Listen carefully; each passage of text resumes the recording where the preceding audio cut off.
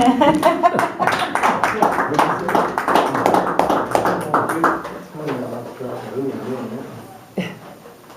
was thinking about evaluating this earlier today, and I've been in 22 humorous speech contests now, and I've enjoyed some success at it.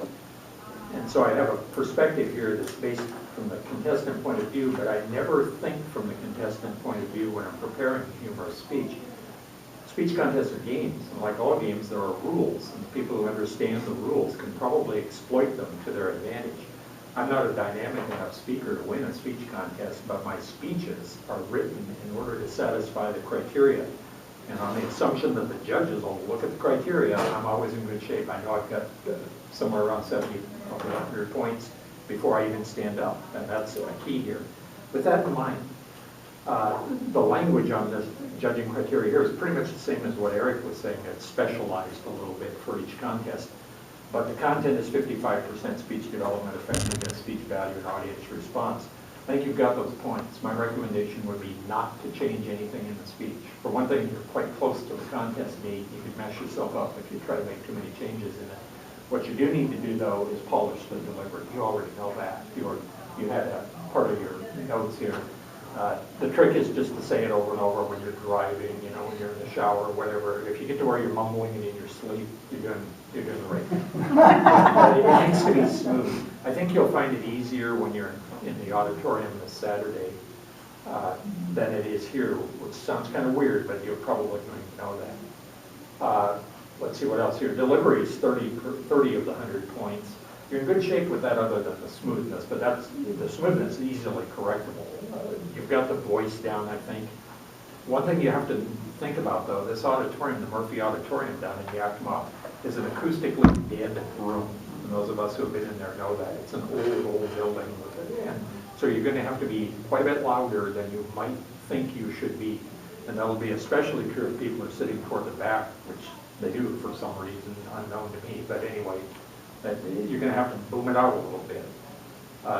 One of these things talks here is delivery stays within the designated speaking area. There is no such thing in the rule book. I have no idea why that's in the judging criteria, but the speaking area, you're going to have them speak in front of the stage or up on it? In front of, and we will define it. Yeah, you'll be in good shape, probably just all the area in front. But don't be afraid to get up to the crowd when you're speaking. Did you get that diagram I sent you with the triangle and all that? Think about that. Language is the other 15 points in the judging criteria. I think you're in good shape with that. Choice of words that relates to the speech purpose. You have a story, personal story. That's a good thing. Stories are big. They almost always win the humorous speech contest, and that's why I write my speeches in the form of stories. And this one is pretty good. It's the kind of story that everybody can identify with. You know, trying to do something as a little kid to impress your parents and failing miserably, although comically. You know, I mean, you could have done the speech, you know, and then the kitchen burned down. That wouldn't have been so funny as what happened. But anyway, you're in good shape there. A couple of things. The word well. You use that 9 times. You really got to kill that off. Like 0 should be your goal for that. And at the end of the speech, don't say thank you. The convention and contest speeches is to just turn to the Toastmaster and say, Mr. Toastmaster. And everybody will catch on that you've stopped. So, but the thank you there, that's controversial, but just don't do it. Your time was 5:58. That's perfect. That allows for audience reaction.